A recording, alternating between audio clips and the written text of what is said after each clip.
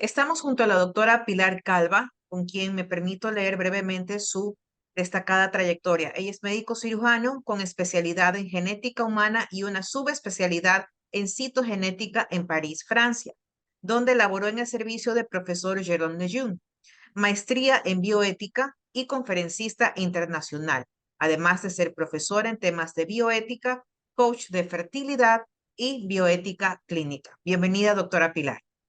Muchas gracias por la invitación, Marta Cecilia.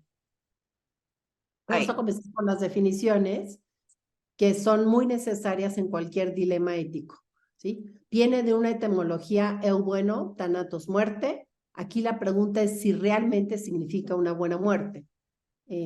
Por premura del tiempo, ejemplifico con un personaje histórico que es Madre Teresa, en su novela, ¿no?, de La ciudad de la alegría, describen cómo Madre Teresa recogía moribundos de las calles de Calcuta, los llevaban en estas camillitas, ¿verdad? Y si no podía recogerlos porque ya estaban muy mal, pues se acercaba a ellas, los limpiaba. Casi siempre estos pacientes ya estaban agusanados, en un estado de abandono, y a la hora de darle quizás su sopita, el paciente abría los ojos y dice sus biografías que le decía: por estos últimos 5 minutos ha valido mi vida como un gusano en la calle. Entonces, esa es la definición real y etimológica de eutanasia, de lo que hoy se llama bien morir, muerte digna y diversos eufemismos, ¿sí? Sin embargo, la definición contenida tanto en los tratados de ética médica, de bioética, como en la mayor parte de las legislaciones, no es esa, es esta que estamos hablando aquí. Es una acción u omisión, algo que hago o dejo de hacer, que por su propia naturaleza, es decir, lo que hago o dejo de hacer, o en su fin, procura la muerte a fin de limitar todo sufrimiento. Por eso tiene una relación estrecha con el tema del homicidio. Procurar la muerte significa matar, que en leyes se llama homicidio, ¿sí? Hay después otra dificultad en este tema, ¿sí? Las diversas clasificaciones que se han hecho del tema. Siempre hay que partir de la base. Si esta es la definición y la eutanasia está ligada a matar, que es justamente contrario a lo que todo médico jura en el hipocrático, ¿verdad? Los médicos estamos como vocación para salvar vidas, aunque tenemos los conocimientos para hacer el crimen perfecto, pero nuestra vocación es salvar vidas y no podemos perder esa brújula, ¿sí? Entonces, solamente voy a referir a 2 clasificaciones rápidamente para que podamos ver por qué no hay que apellidar las eutanasias. Toda eutanasia es matar, ¿sí? Primero, en la definición, hay una eutanasia que es por hacer, se llama eutanasia activa, y es cuando algo se hace para provocar la muerte del paciente. Lo más habitual es una sustancia mortal, que puede darse por un suero, como vemos aquí, o puede darse vía tomada, ¿verdad? Inyectar algún medicamento. Pero si alguien le pusiera una almohada a un paciente y no lo permitiera respirar, es una acción que directamente provoca la muerte del paciente.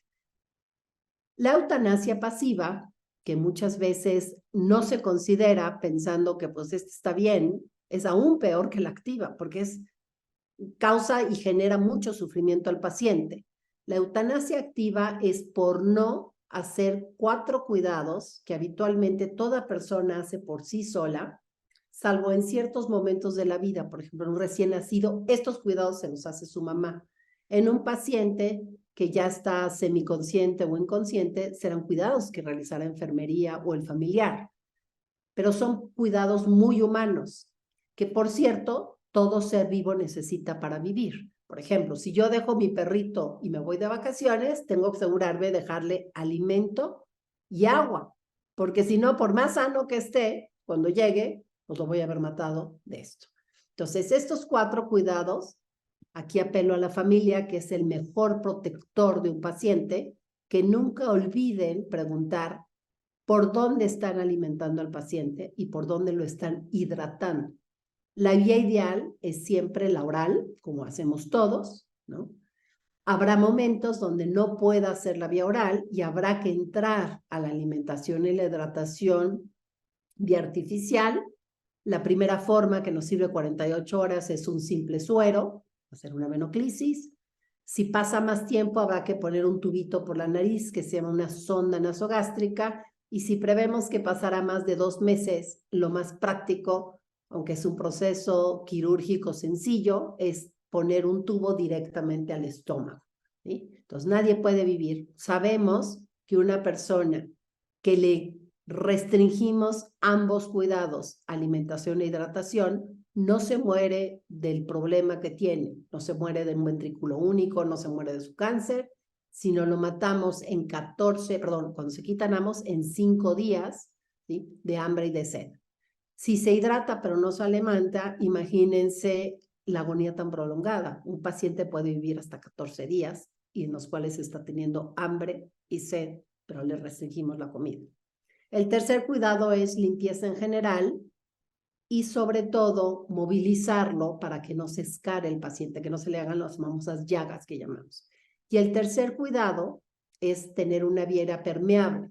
Todos ahorita el aire nos está fluyendo, pero si por ejemplo hablamos al mismo tiempo que comemos un taco de carne o un pedazo de carne, se nos atora y no podemos jalar aire y alguien nos ayuda con el dedo, nos aprieta el abdomen, sacamos el taco y nos, ya pude respirar.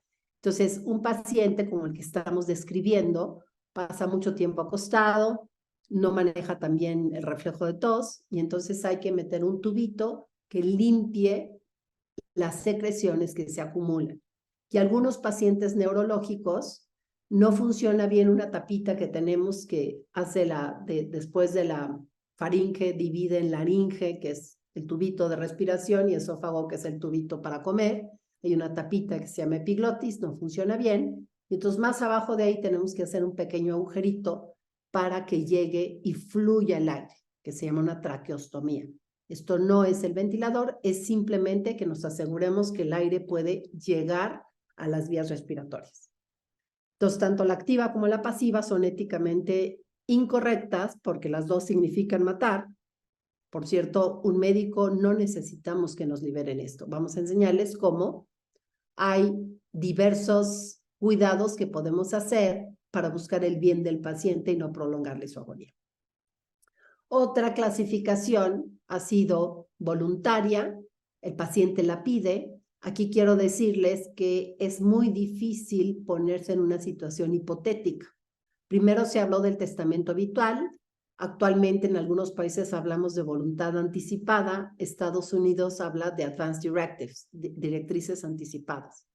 Entonces, por ejemplo, yo antes de que necesitara lentes de cerca, pues pensaba que era horrible los lentecitos chiquitos, que yo nunca los usaría. Y entonces empecé por ver cuánto estiraba la mano y hoy me parecen maravillosos mis lentes, ¿no? Entonces, es muy difícil ponerse en una situación hipotética, prever qué pediría en una situación que hoy no me encuentro, ¿sí? Pero denota eso, el paciente la quiso. Sí es muy importante escuchar como familia al paciente. Por ejemplo, la gente mayor ya te va diciendo, mijita, por favor, cuando yo me enfermo, ya no quiero que me lleven al hospital, no quiero que me conecten a todo. Bueno, ahí hay que entender bien qué significaría conectar a todo, pero bueno, pueden expresar su voluntad. Y la involuntaria, que incluso aquellos países donde está legalizado desde hace décadas, como los Países Bajos, siempre se contempla una eutanasia que sí merece castigo penal, que es la eutanasia homicida, porque el paciente no le pidió o no la autorizó y forzaron y se le hicieron, ¿sí? Pero al matar a alguien, me diga que sí quiere que lo mate o que no quiere que lo mate, agrava el hecho, pero la voluntaria tampoco lo hace correcto, porque el valor central de todo paciente no es su voluntad o su autonomía, es su bien, ¿sí? La máxima expresión de la eutanasia voluntaria es el suicidio asistido, pues cuando el propio paciente la ejecuta y el médico únicamente pone todo lo necesario y es el paciente el que abre, por ejemplo, la llavecita para que entre la sustancia mortal. Quiero decirles aquí que este es un doctorado en clases de ética médica, porque habitualmente todos los temas de ética tenemos un extremo que es correcto y otro que no. Por ejemplo, tenemos de un lado el extremo del aborto, que significa terminar con la vida de un niño antes de nacer. de un paciente, porque pues, es una rama del médico la embriología, y del otro lado tenemos lo que se valdría hacer, apoyar a la mujer, exigir la manutención de parte del padre, no sé, habría muchas cosas que podríamos ofrecer. En este caso, tenemos de un lado la eutanasia, que siempre significa terminar con la vida de una persona, que es contrario nuevamente a la vocación de un médico, y un médico no somos verdugos y no necesitamos que nos liberen el homicidio, porque nosotros no nos dedicamos a matar gente, nos dedicamos a salvar vida de personas y por eso estudiamos toda la vida. Y en el otro extremo hay algo que también no debe suceder, y esto es lo que en el corazón, con mi experiencia de tantos pacientes, un paciente que no tiene ya posibilidad de curación y que se prevé una enfermedad larga, crónica, que va aumentando la incapacidad, ¿no? Como decimos, a veces llegan a insuficiencia humana, o sea, todo les empieza a fallar, pues siempre se tiene en la mente esto otro, que es el otro extremo, que se llama el ensañamiento terapéutico, la distanasia, la obstinación terapéutica, o un término muy español es el encarnizamiento terapéutico. Creo que la imagen dice mucho más.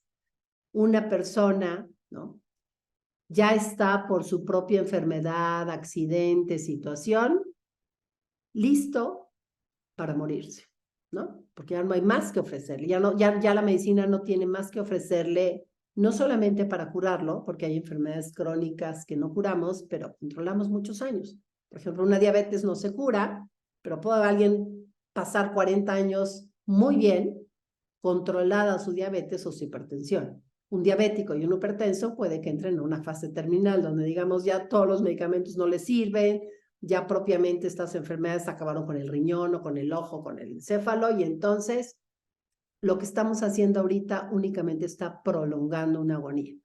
Entonces casi es como unas luchitas entre el médico y la muerte, ¿sí? El médico a toda costa procura que un paciente, ojo, no se muera de lo que tiene. Entonces, estrictamente, para que me sigan, en un extremo tenemos la eutanasia, que significa matar, y en el otro extremo, estos términos, obstinación terapéutica, que significa no dejar que alguien se muera de lo que tiene cuando no tiene posibilidades objetivas de mejorar.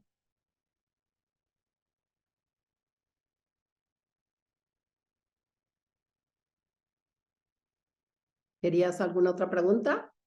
Bueno, creo que la otra pregunta que me habíamos comentado antes de empezar con Cecilia era cómo podemos distinguir entre una eutanasia pasiva y evitar un ensañamiento terapéutico, porque en ambas es no hacer, ¿no? Entonces, puede volverse confuso y Sí, creer que es necesario pasar la eutanasia, cuando en realidad un paciente puede estar pidiendo, y un médico hoy, sin necesidad de que cambie ninguna ley, porque no tiene nada que ver con homicidio, es saber decir, hasta aquí puedo llegar con este paciente. Ya no tengo más exacto. que hacerle, y la verdad es que no le voy a prolongar una agonía, porque éticamente también es incorrecto eso, ¿sí? ¿Cómo diferenciamos?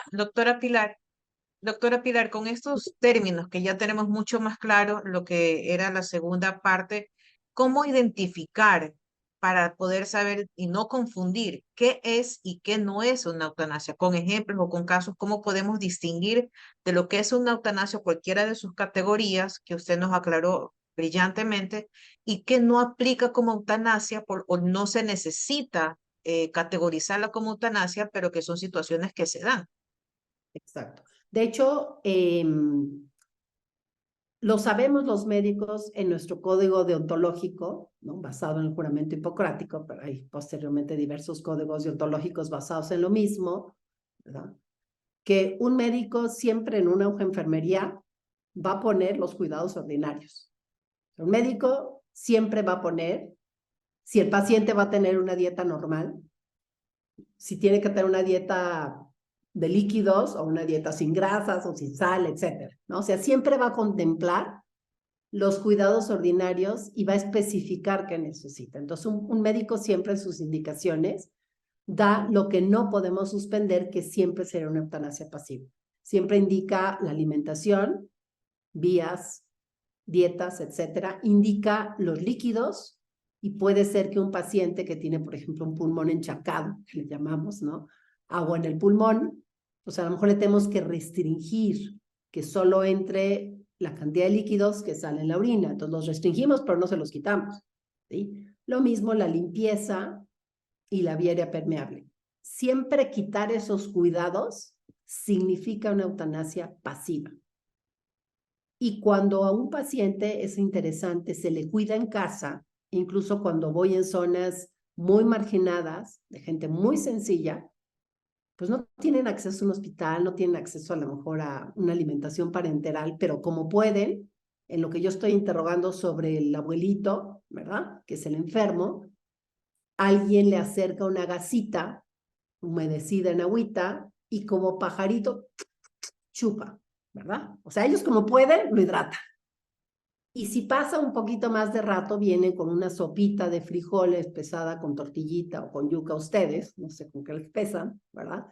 Y el goterito de la neomelubrina, a lo mejor del nietecito, con ese, como pueden, le van poniendo gotitas de alimentos. Es decir, es sentido común, ¿no? No Una abandonarlo. preguntita ahí, permítame interrumpirle para entender un poco, entonces la eutanasia pasiva es dejar de hacer todas estas acciones que usted nos ha mencionado, pero teniendo o estando consciente de que dejándolo de hacer voy a provocar su muerte o voy a adelantar su muerte. Es decir, la eutanasia pasiva es provocarle la muerte bajo diferentes vías. La activa es inyectándole algo o provocándole mediante una acción, y la eutanasia pasiva es mediante una omisión, pero siempre estando consciente de que lo estoy haciendo con el propósito de eliminar, quitarle la Aunque no, vida.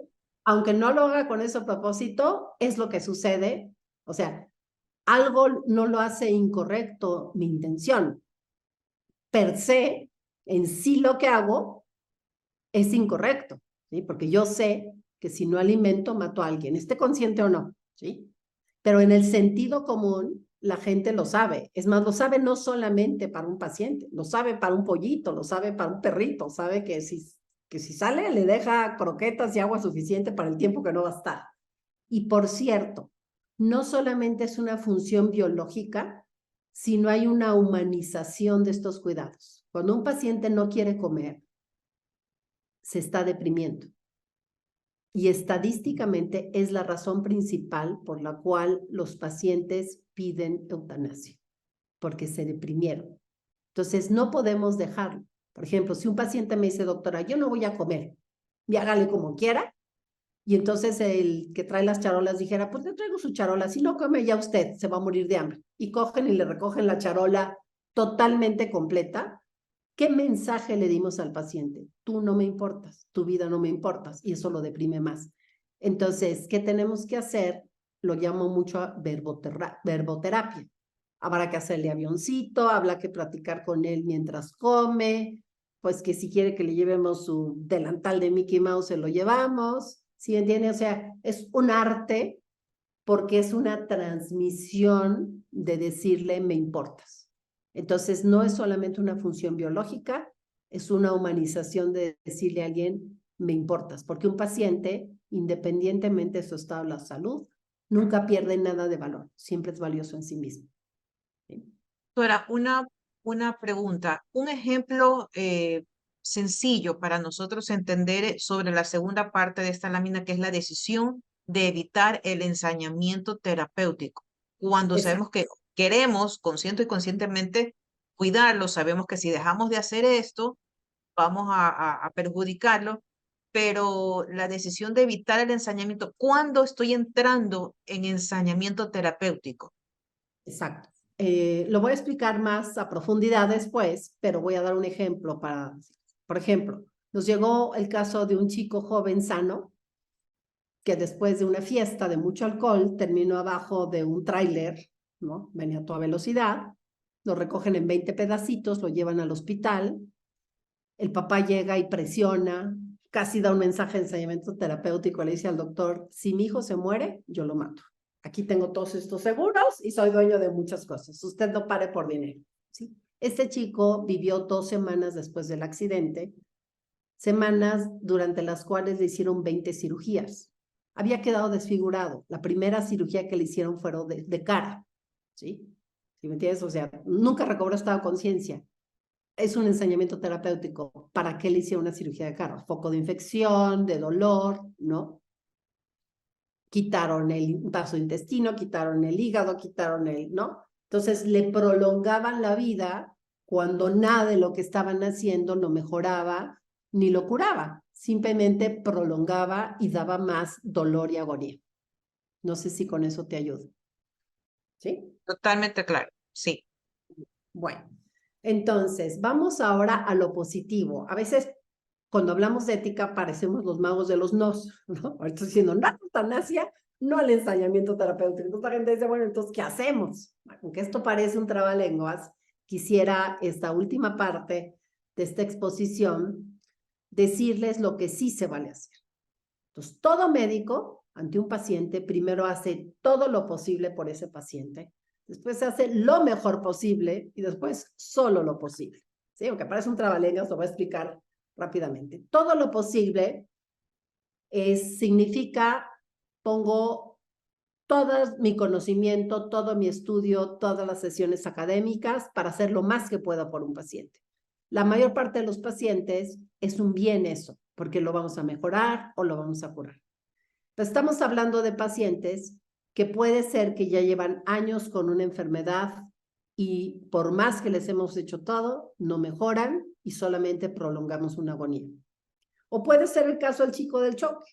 A las 2 horas yo me di cuenta que no hay posibilidad para él de salir adelante. En unas horas, digo, yo ya no hago todo, hago lo mejor posible. ¿Qué es lo mejor posible? Cuando empezamos ya así a armar, a decir, ya no tengo que hacerle todo porque, en primer lugar, tenemos que aceptar el límite de la persona. O sea, yo soy un ser limitado como científico y como médico. Hay cosas que salen de lo que podemos hacer. No solamente hay ciertas enfermedades que podemos ofrecer poco, sino hay veces que ciertos pacientes ante cosas que podríamos ofrecer no reaccionan y ya no tenemos mucho más que ofrecerles. También tomar en cuenta que mi paciente es una persona que tiene límites. ¿Cuál es el límite de toda persona? La muerte. Y todo médico estamos entrenados y sabemos que a la larga a algún paciente se nos va a morir. Yo todavía recuerdo el primer día que un paciente se murió, no estaba totalmente a mi cargo porque era interno, pero me puedo acordar el cuarto, el nombre de qué, o sea, no es bonito eso. Pero sabemos un médico, solo el médico que no ejerce medicina, pues nunca se le ha muerto un paciente, ¿no?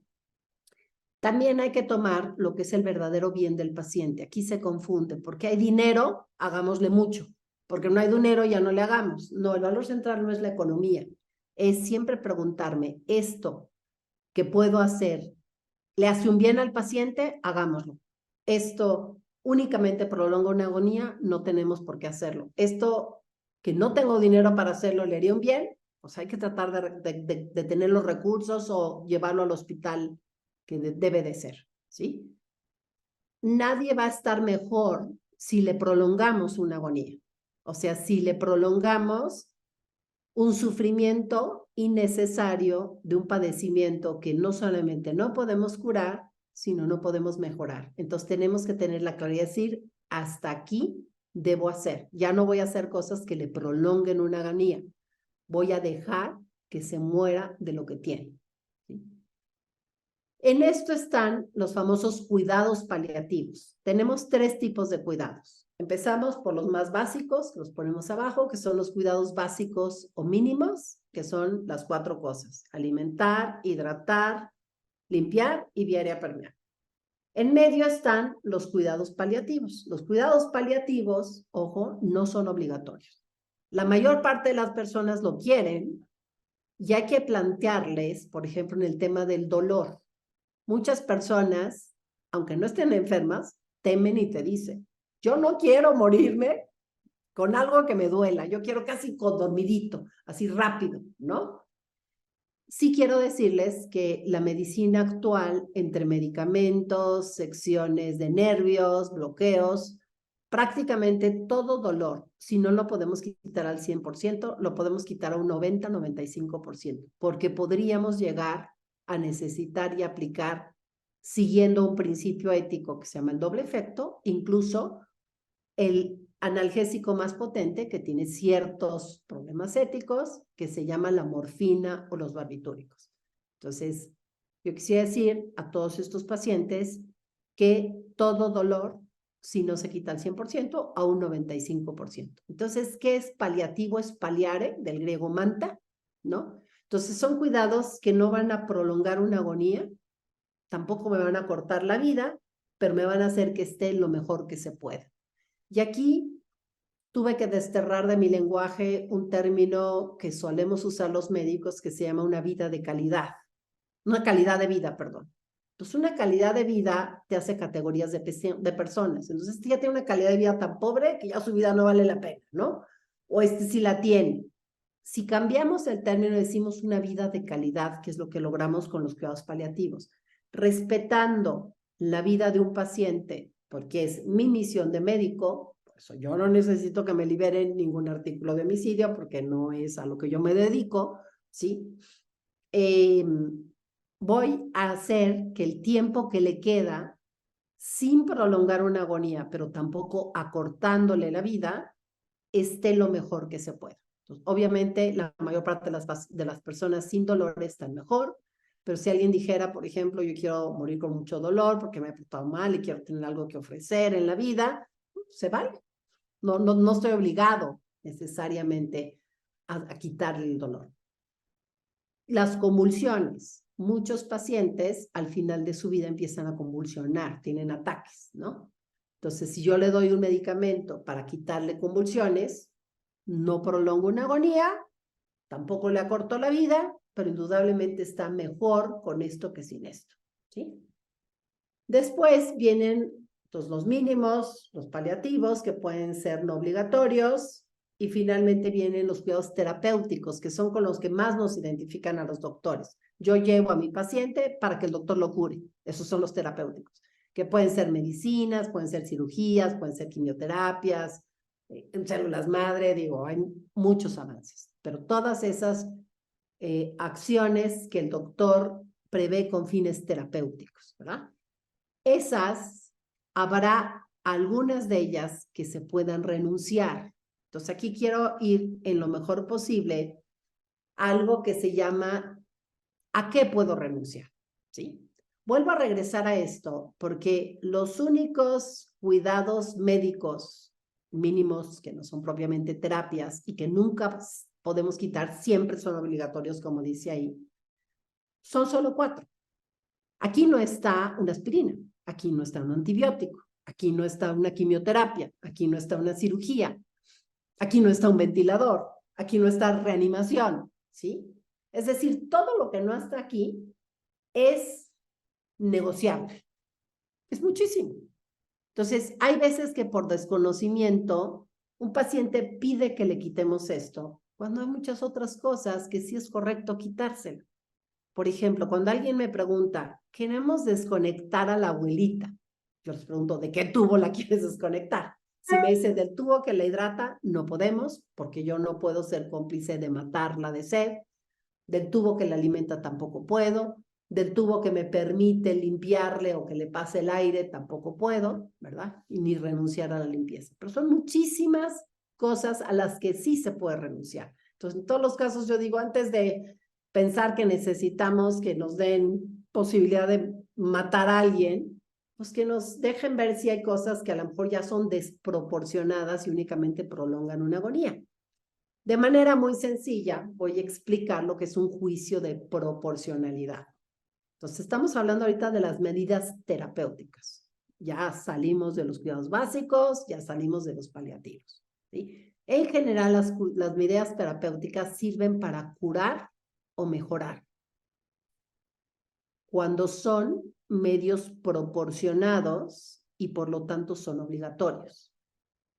Hay momentos en pacientes y en enfermedades donde Un mismo cuidado que para alguien es proporcionado porque lo mejora, para otro paciente es desproporcionado porque únicamente le prolonga una agonía, lo está llevando a un ensañamiento terapéutico. Cuando un cuidado es desproporcionado, puede renunciarse a él y no sería una eutanasia pasiva, ¿sí? Pregunta clave, yo les digo a mis familiares, no es tan importante que entiendas exactamente qué va a hacer o sea, en qué consiste eso que te propone el doctor, que además usamos lenguajes muy complicados. La pregunta clave es preguntarle al doctor, ¿cuánto vale la pena hacerle tal cosa? ¿No? ¿Cuánto vale la pena hacerle una quimioterapia o meterlo en un ventilador, por ejemplo? ¿Sí?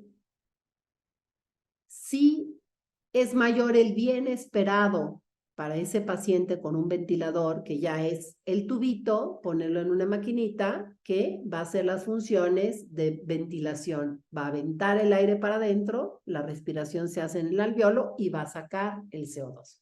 ¿Sí? Hace como un pulmón artificial en el sentido de entrar, meter y sacar aire. ¿Sí? Entonces, estos son los que antiguamente se llamaban medios ordinarios, pero como que decíamos, bueno, el medio es ordinario.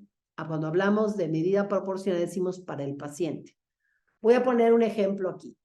Un chico tiene un accidente, viene en un Volkswagen sencillito, no sale bolsa porque no tiene bolsa y choca, impacta el volante en su tórax. Se le rompen todas las costillas, tiene un tórax inestable. Y si no lo metemos en un ventilador y sigue tratando de respirar así, se va a rasgar el pulmón, no se va a estabilizar el tórax. Necesitamos meterlo a un ventilador. ¿Sí? Sabemos que en 3-5 días se va a estabilizar el tórax, vamos a poderlo quitar del ventilador y va a quedar muy bien. ¿Sí? A lo mejor queda con un poquito de choquita la pierna porque se le fracturó, pero bueno, queda muy bien. ¿Sí? Este es un ventilador proporcionado, porque claro, tenemos que sedarlo, tenemos que meterlo a terapia intensiva, pues tiene que estar con un ventilador, pero todo eso, ese costo para el paciente, que no estoy hablando de economía, sino lo que significa para él, vale la pena porque el bien va a ser muy grande, ¿sí? En ese caso, el ventilador es proporcionado, porque es mayor el bien que el costo, se vuelve obligatorio siempre y cuando lo pueda hacer. Si, por ejemplo, estoy en un accidente en un lugar donde no tengo ni señal de teléfono y no puedo ni pedir la ambulancia y sé que este paciente se salvaría si lo pongo en un ventilador, pero no puedo ponerlo en un ventilador porque no estoy en un lugar donde lo tenga. Bueno, pues no estoy obligada, ¿sí? Pero si es un paciente que está en un hospital privado, no tiene para que lo hagamos ahí, pues tendré que llamar a la Cruz Roja o pedir donativos porque sé que vale la pena hacerlo, ¿sí? Vamos ahora con el mismo ventilador a hablar de medios desproporcionados, que yo creo que son los que hay que recordar para estos casos. La mayor parte de estos casos no necesitamos terminar con su vida. Tenemos que dejar que se desarrolle la enfermedad y estos casos en corto plazo, ¿no? Se van a morir solitos, ¿sí? Y quizás alguna cosa que ya traen empezó siendo proporcionada y ahora es desproporcionada, o desde el principio fue desproporcionado haberlo hecho, ¿sí? Un medio desproporcionado es aquel que el costo para el paciente es más grande que el bien que recibe. Es decir, está siendo muy costosa la medida y está obteniendo poco bien, ¿sí? Por ejemplo, tengo una paciente que puede ser joven, con un cáncer muy agresivo, que no se puede operar, no podemos hacer quimio, no podemos hacer radio, se van acabando sus distintas funciones y entre una de las que se va acabando es que empieza con insuficiencia respiratoria y es el momento de decidir si la meto o no al ventilador, ¿sí? Meterla al ventilador no le va a mejorar su cáncer, no le va a ayudar a vivir mejor, únicamente le va a prolongar una agonía. Y al final de un cáncer, de un tema neurológico, entre ellos, por ejemplo, un ELA, ¿no? Como otros temas neurológicos, no lo va a mejorar. Entonces es desproporcionado meter. Si yo no meto al ventilador a esta persona, la persona se muere solita de lo que tiene. Yo no le provoqué el cáncer, yo no provoqué que el cáncer llegara, ¿no?, a este terreno. Y por cierto, todos nos morimos o de paro respiratorio o de paro cardíaco o de ambos al mismo tiempo. Entonces, lo que hay que tener cuidado es no prolongar a toda costa y empezar a dar medicinas para activar el corazón, aparatos para que se mueva el pulmón, cuando sabemos que pues ya es su momento de morirse, ¿no? Entonces, no dar una medida desproporcionada, que puede ser el ventilador, o todo excepto las 4 cosas, ¿verdad? Puede uno renunciar. Y ese es un ejemplo de no hacer un ensañamiento terapéutico. Entonces, ¿qué hago? Procuro que a alguien no le prolongue yo una agonía, ¿sí? Aquí hay una dimensión objetiva que la dice el médico, o la experiencia de los casos que siempre los médicos revisamos toda la literatura médica, hacemos sesiones clínicas, y entonces el médico dice, ya hacerle ahorita algo al paciente es muy costoso, lo va a acabar, ¿no? Va a vomitar, lo vamos a aislar, se le van a bajar las plaquetas, va a empezar a sangrar, no vamos a poderlo dar de alta, a lo mejor no lo puede ni visitar su familia, ¿verdad? Y el beneficio, que es la esperanza de éxito, que mejore, pues es muy pobre, ¿sí? Entonces siempre hay una objetividad en los médicos. Por eso este es un tema médico. Se me haría muy difícil que una ley regulara esto porque es cada paciente con principios universales, y es lo que los médicos siempre hacemos, teniendo una cultura de que nuestra vocación es ayudar a los pacientes y salvar siempre vidas. Esa es mi vocación de médico, como la de un bombero es apagar incendios, no producir incendios, aunque saben hacer el incendio perfecto, ¿sí? Y en este es el único tema en ética médica donde viene una cuestión subjetiva. Solo cada quien sabe cuánto estoy sufriendo. Y solo cada quien sabe para qué quiero llegar a mañana. Entonces, tenemos casos de pacientes igualmente cuadriplégicos en edades jóvenes, ¿verdad?, que te dicen, yo quiero llegar a mañana porque voy a conocer a mi nieto o a mi hijo.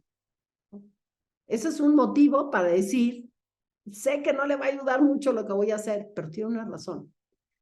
Casi siempre van muy de la mano las dos. Cuando un paciente ya está muy grave y nos acercamos a hablar con él o acompañamos a la familia a hablar con él, que es muy importante siempre hablar con claridad, verdad, delicadeza ante un paciente, porque si no, pues vive solo estos momentos finales, ¿verdad? Entonces, siempre yo les digo, hay que manejar la verdad. Te dicen, sí, yo ya sé que estoy muy mal, pero yo ya estoy lista para cuando Diosito me llame. Entonces, esa dimensión objetiva y esa dimensión subjetiva van de la mano, ¿sí? Una vez que ya tenemos esto bien claro, es lo que nos ayuda a saber que no es lo mismo provocar la muerte por algo que hacemos o porque quitamos una medida que sí deberíamos de hacer, porque le va a hacer un bien al paciente, que permitir la muerte y aceptar el fin natural. Voy a ejemplificar aquí. En alguna ocasión fui a ver un chiquito con síndrome de Down, soy genetista, escucharon, y estaba yo escuchando su corazón, porque tenemos que descartar problemas cardíacos, y estaba viviendo otro chiquito en la incubadora de al lado, que se ponía moradito cada vez que respiraba. Entonces ya pues le pregunté a la enfermera de mi paciente, di algunas indicaciones, pues le dije, por cierto, ¿qué tiene este otro niñito? Dijo, no, pues nació con un ventrículo único, es decir, es un corazón que tiene 2 aurículas, un ventrículo, no se puede operar ese corazoncito. Y entonces le digo, ¿y qué tal come? Y me dijo, no, doctora, pues no come, no le vamos a comer, porque acá es que chupa el biberón, se pone súper moradito. Y entonces le dije, ¿y de qué cree que se va a morir? Y me dijo, no, pues de su problema de corazón. Le dije, pues no estoy tan segura, porque mire, el mío ya comió 5 veces y nació 12 horas después, ¿sí? Usted tiene que alimentar a este niñito, hidratarlo, para estar segura que se muere de su corazón, ¿verdad? Entonces, ahí vemos claramente que la alimentación, la hidratación es un cuidado ordinario que debemos de hacer, ¿sí? Pero si ese niñito cae en paro cardíaco o empieza a fallarle su pulmoncito, pues no estamos obligados ponerlo en un ventilador, no estamos obligados a reanimarlo, ¿verdad? Porque únicamente prolongaríamos una agonía, porque sabemos que no podemos hacer ya más para él. Entonces, es duro para un médico, porque los médicos en nuestra vocación está, vamos a salvar a los pacientes, pero tenemos un límite. Y es bien importante ir preparando a la familia, al paciente, cuando tenemos este tipo de temas, para que vayan tomando las decisiones adecuadas, ¿verdad? Que no prolonguen una agonía. Y finalmente, con esto termino, es independientemente del estadio, nunca hay que olvidar que siempre hay que hacer, y habrá momentos en donde ya definimos hasta dónde vamos a llegar, que si le vamos a hacer, que no le vamos a hacer, y que si los analgésicos, siempre hay que llegar a ser un momento solo lo posible. Ahí es muy importante el acompañamiento humano, ¿sí? No tantas palabras, pero aquí vemos unas manos desgastadas por la enfermedad, que pueden ser de alguien joven, ¿verdad? O de alguien grande, que se desgastó por una enfermedad, con unas manos que lo toman y que lo acompañan. Es muy raro oír a alguien que diga, yo quiero morir solo, ¿verdad? Casi todos queremos acompañados, ¿verdad? Y una parte importante del acompañamiento es hablar con la verdad con los pacientes, porque si no, estamos, pero no estamos con ellos, porque ellos no pueden abrir su corazón, porque se supone que no saben que lo que tienen es grave, ¿sí? Siempre va incluido ahí los cuidados paliativos, ¿verdad? Cuando ya no vamos a hacer gran cosa, por eso es, y es lo que yo más hago en mi consulta, es cuidar a los pacientes en su casa, muchas veces tratar de que dejen el hospital, porque nadie va a estar mejor en un hospital que en su casa, le gusta más su cama, su comida, pues, la gente pueda ir cuando quieran y no es restringidos en horarios de visitas de, por ejemplo, una terapia intensiva. Y es muy importante una parte que humaniza el sufrimiento, ¿verdad? Solo nosotros sufrimos, los animalitos solo les duele, a nosotros también nos duelen cosas, pero lo más importante es el sufrimiento. Puede haber personas que no tienen dolor, pero sufren tremendamente. Aquí recomiendo que se trabaje mucho el cambiar el por qué al para qué. ¿Por qué me pasó a mí? A decir, ¿para qué me pasó a mí? ¿Verdad? Y aquí quiero hacer un homenaje a un sacerdote, Luis de Moya, que vivió más de 30 años, se quedó cuadripléjico de un accidente de tráfico a los 20 y tantos y vivió casi a los 60. Y él, aunque solo podía mover la cabecita, de aquí para abajo no podía mover, estaba conectado a un ventilador, estuvo conectado a un ventilador todos esos años, él tenía una gran ilusión a llegar a mañana. ¿Por qué? Porque era confesor de una universidad, sostenía 3 sitios de internet, entonces él tenía un para qué llegar a mañana. ¿Sí? Pasa lo mismo, por ejemplo, a un chico en su silla de ruedas que tiene la ilusión de entrenar para los Juegos Paralímpicos, ¿verdad? Y llegar a eso. Entonces es tan importante, ¿verdad?, esa parte de humanización del sufrimiento. Vivimos en una cultura muy hedonista y el sufrimiento es connatural al hombre. Muchas gracias. Muchísimas gracias, doctora Pilar. Era tan necesario de alguien como usted recibir esta explicación, no solamente más allá de los términos, sino de los conceptos, el contexto y nuestra realidad, principalmente hablando de Ecuador y Latinoamérica, donde hay un debate innecesario o a veces injustificado sobre si debemos o no involucrarnos en ser jueces de la vida o el destino o de cómo manejar o cómo debería otra persona manejar su sufrimiento. Si bien es cierto que tenemos nosotros nuestra dignidad intrínseca desde la concepción hasta la muerte natural, es muy delicado pedir a la ciudadanía o a la sociedad, en este caso ecuatoriana, decir tienes que ser juez, tienes que dar un veredicto, pulgar arriba o pulgar abajo. ¿Cuán limitados estamos nosotros como sociedad? Y este siendo su mensaje final, ¿cuál debería ser nuestra postura o hasta dónde podemos llegar nosotros en cuanto a la defensa de la dignidad humana en todas sus etapas? Bueno, en primer lugar, nunca perder el sentido común. Las personas, mientras más sencillas son, tienen muy claro esto. Yo nunca he ido a una casita sencilla y se les olvidó dar de comer al paciente. O pensaron que no tenían que cambiar el pañalito o peinarlo, ¿no? Asearlo. Entonces, no perdamos el sentido común. Eso dignifica realmente a alguien. Entonces, esta estructura familiar, o sea, yo les digo, lo más importante en estos pacientes es el family care, el cuidado de la familia, ¿no? Eso es importante. Es también importante y agradecer que nosotros no vivimos en sociedades. Acabo de estar en Ecuador y me impactó el sentido religioso que se mantiene todavía allá. ¿Sí? Yo no he hablado para nada de religión, describo un hecho, ¿no? Pero hay un sentido de trascendencia, ¿no? Por ejemplo, en mi país ha pasado poco esta ley. ¿Por qué? Porque nos confrontamos a la muerte, lo acabamos de hacer el 1 y 2 de noviembre. De hecho, hay una película muy buena que se llama Coco de Pixar, ¿no? Que plantea eso, ¿no? Entonces tenemos los altares de muertos, las calaveritas.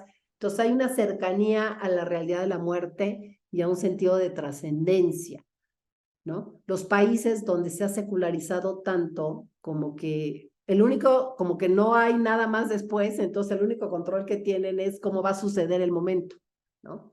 Entonces creo que es muy importante seguir cultivando el tema de la familia, el tema de un sentido de trascendencia, ¿verdad?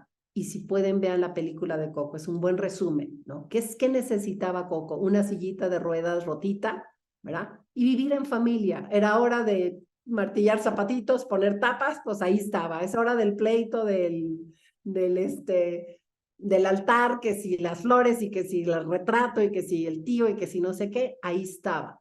Entonces, ella que necesitaba eso, incluso ella en la escena final, en un tema que es desgastante, sobre todo para la familia. El paciente ni se da cuenta que es la demencia senil. Vemos cómo en ese entorno de familia, ella casi en uno de los últimos minutos hace lo que un paciente con demencia le cuesta. Ella recuerda algo de hace muchísimo, cuando ella tenía 4 añitos y con la canción de Recuérdame, ¿no? Recuerda a ella cuando su papá se fue y tiene así vagamente, porque pues tenía 4 añitos, pero cómo recuerda también que le dejó su fotografía y entonces va al presente y sabe exactamente en qué cajón y en qué cuadernito metió la fotografía, la saca y entonces está todavía más en el presente porque le entrega al nieto, que es el que tiene que ir a salvar, que no, que sí vaya al siguiente mundo de acuerdo a la cultura prehispánica y a las creencias del altar de muertos, ¿no? Entonces, eso presenta muy bien. Creo que esta es una motivación personal y les puedo decir que no hay mejor defensor de un paciente que la familia. La familia es la que está pendiente, se acabó el suero, no le han traído de comer, le sigue doliendo, ¿no? Entonces, qué importante es la presencia de la familia en el hospital. Fue terrible esos años que dijeron el paciente aislado, ¿no? Eso deprimía tremendamente a un paciente. Entonces, motivarlos a todos que vale la pena trabajar también por el tema de la familia, porque la familia es el mejor antídoto a un paciente que se deprime y en mucha tristeza llega a pedir y dice, hasta aquí quiero llegar, ¿no? Cuando hay ese entorno de familia, se protege de manera muy natural. Muchísimas gracias, doctora Pilar, por ese mensaje de esperanza que nos brinda en una sociedad que está actualmente azotada con bastante incertidumbre y desesperanza.